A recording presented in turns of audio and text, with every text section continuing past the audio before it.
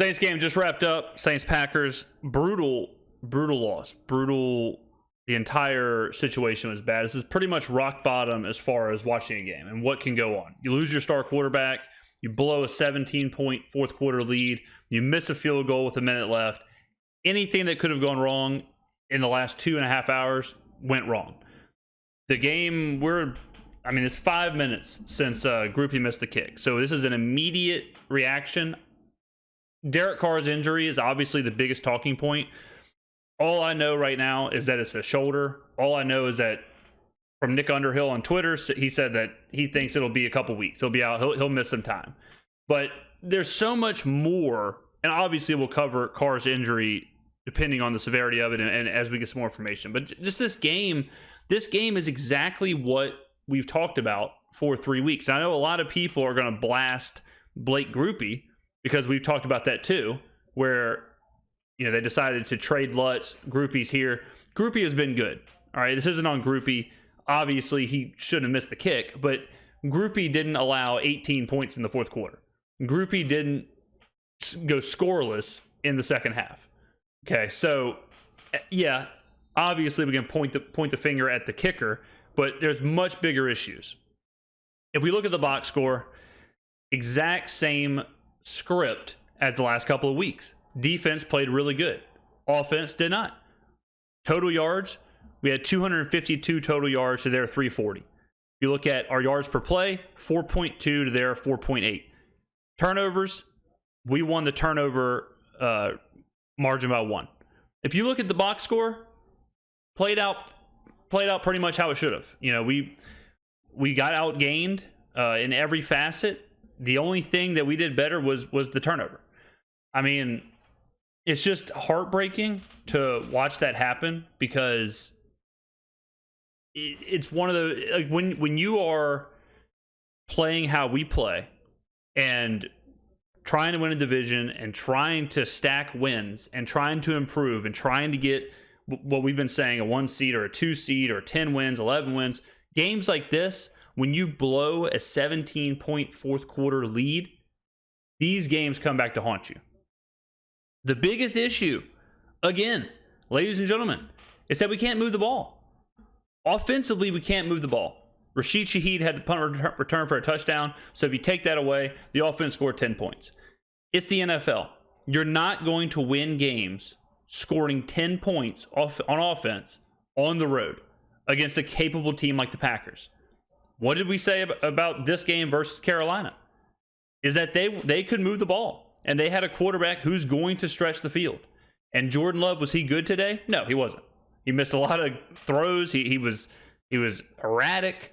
But when it mattered the most, the Packers were able to push the ball downfield against an exhausted Saints defense. That's another thing. The defense can't play like the 2000 Ravens for 4 quarters when they're on the field the entire time because the offense can't sustain drives. That's a problem too. This is a good example of how offense can a bad offense can kind of bleed into every facet of the game. When the offense is inept like this and the defense has to play this much and they have to be this stellar for that extended period of time, in the NFL it's hard to do with the way offenses are and the way teams are. This is tough. I mean, this one, and I'll say this too about Jameis. Like when Jameis came in, I didn't think Jameis was bad. I don't think I think he was fine. I think he played good. I think he played better, at least as good as Carr when Carr was in. The running again issue, but no Kamara, so that shouldn't be a surprise. I was kind of surprised at how little Taysom was featured. Taysom had 4 carries for 12 yards. Kendra Miller and Tony Jones Jr. basically split the carries. Both did basically the same thing, as you can see here. 9 carries, 34 yards for Kendra Miller, 3.8. Tony Jones Jr., 8 for 31, 3.9. Passing-wise, Carr and Winston were pretty similar. Like I said, I didn't think Winston was bad. People are going to put this on Jameis too, but I thought he was fine in the game. He seemed willing to kind of push the ball downfield, which you like to see. Sacks were an issue again. The offensive line continues to be a huge disappointment. I don't know. I mean, it's this game is tough. It's crazy because as I was watching the game, I was thinking the whole time, I was like, okay, what are we going to talk about? Like, how are we going to talk about this game? And the whole time I'm thinking that it's hard to really break down the game because of the injury. And I was thinking, well, I mean, you know, if we win 17-7 or if we win 17-10, good win. I'm glad we got out of there with the W, but now we got to look forward to. But now it's completely shifted. The conversation is now totally shifted, and it's just sad to see again that we're here another week, another game, and we're talking about the offense. We're talking about us scoring 17 points. We're talking about not having a point in the second half. We're talking about blowing a 17-point fourth quarter lead. And now we're staring down not having Derek Carr for a few weeks. But I don't even know if that matters. You know, right now, I mean, I don't even know if it's not like we were lighting it up. Obviously, we would rather have Carr out there, but Carr might as well be the same as Winston if this is our offensive philosophy. So I don't know. I mean, this is not the recipe to win in the NFL. It's not. I mean, this isn't. You look at time of possession, the win probability. I mean, if you look at this, it just makes you want to vomit all over your shoes. Look at this: 95%, 97%, 96%, 80%, and then it just drops off a cliff. We have a 54% chance to win. If y'all can see the win probability, 54% chance at the 2-minute warning. We had a 92% chance with 7 minutes left in the fourth quarter. Ugh. I mean, it's brutal. It's hard. Ugh. It's disgusting. I mean, we score in the first quarter. Jimmy Graham catches the touchdown. And then we do not have an offensive touchdown again. That's it. If you want to look at what happened this game, if you want to look at where we lost it, if you want to point a finger somewhere, I know a lot of people in the comments are probably going to eviscerate me for the Blake Groupie situation because I've been the biggest Blake Groupie stan. I've been a Blake groupie, as some would say. And he stabbed me in the back when I needed him the most. Et tu, groupie. We got to get better. We have to get better. This is a tough loss for sure.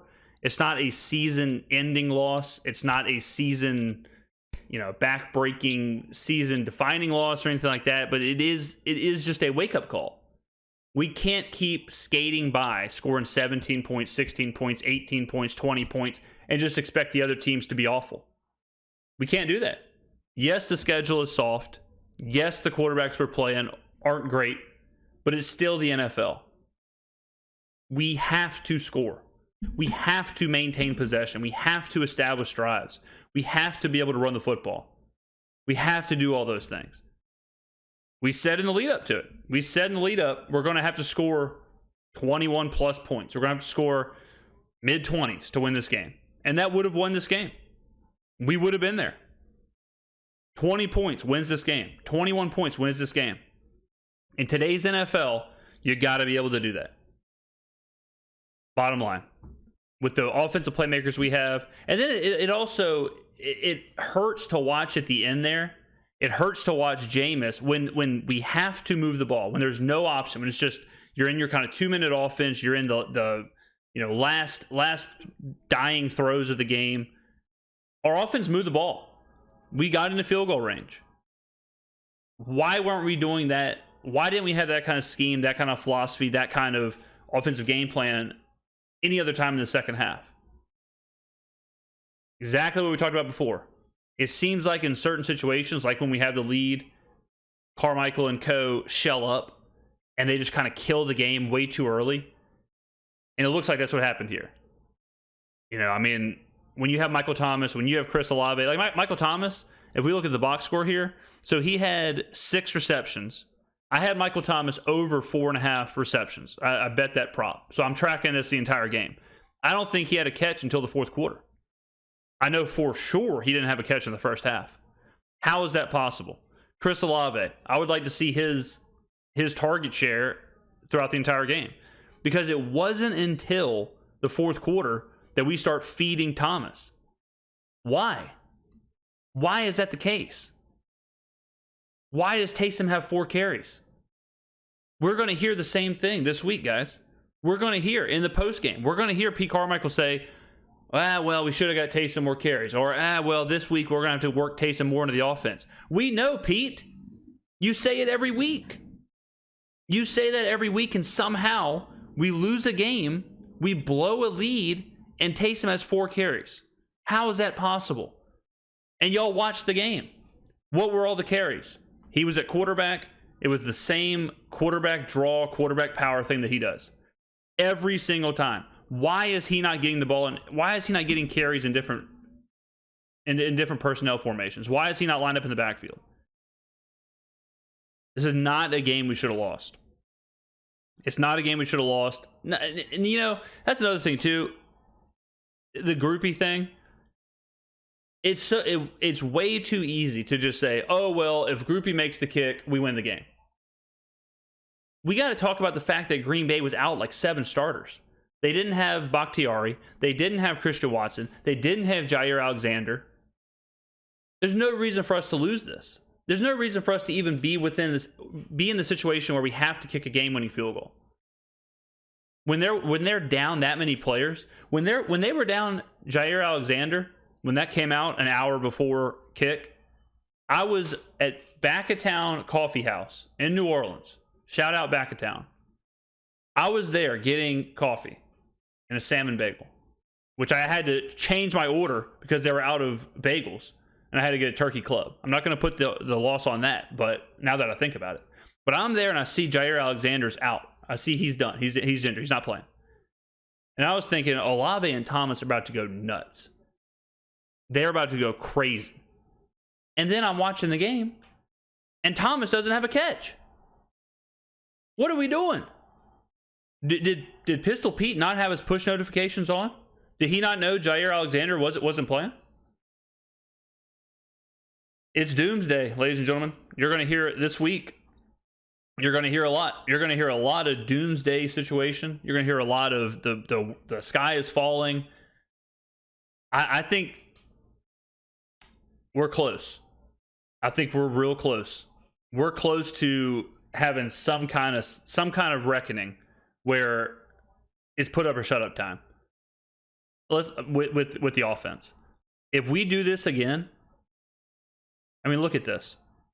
We score 16 points, 20 points, 17 points.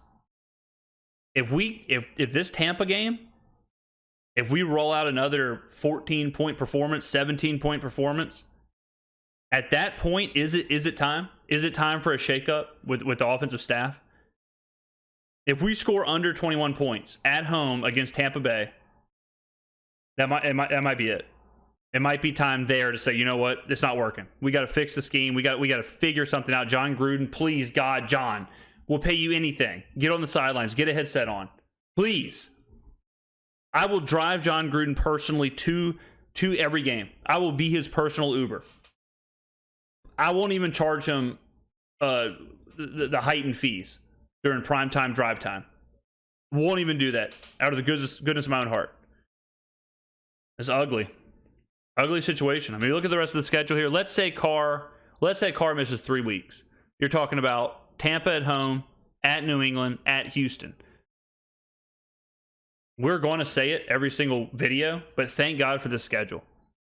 Because even if Carr's out for the next 3 weeks with Jameis Winston, we still should be able to beat Tampa. We should be able to go 2-1 in the next 3 games. And if we're 2-1, if we're 4-2, if we're 4-2 going into the Jacksonville game, okay. But we better score some more points. We are obviously going to cover this in depth. This is just the immediate reaction to get something out there for y'all. We will post-game interviews. We're going to be reacting to deeper dives. Will be on the front lines. I might drive to Oshner right now and wait in the lobby for Derek and see what's going on with the shoulder. I may get a visitor pass and be there for Derek. So once we hear more about the injury, obviously we'll talk about and update it here. Let me know in the comments below, guys. It's brutal, no doubt about it. So vent your frustrations in the comments. Get anti-groupie if you want to. I deserve it for going all in. I can take it on the chin, even though it's not his fault. He didn't give up 18 unanswered. Tough. This is not a good way to spend a Sunday. I'll say that. Also, first time I wore this shirt. The shirt's probably going in the trash. The new shirt. The shirt's 0 for 1. One of the worst performances of shirt. This shirt, Turkey Club combo, never again. Never again. Ever. Thank you for watching, guys.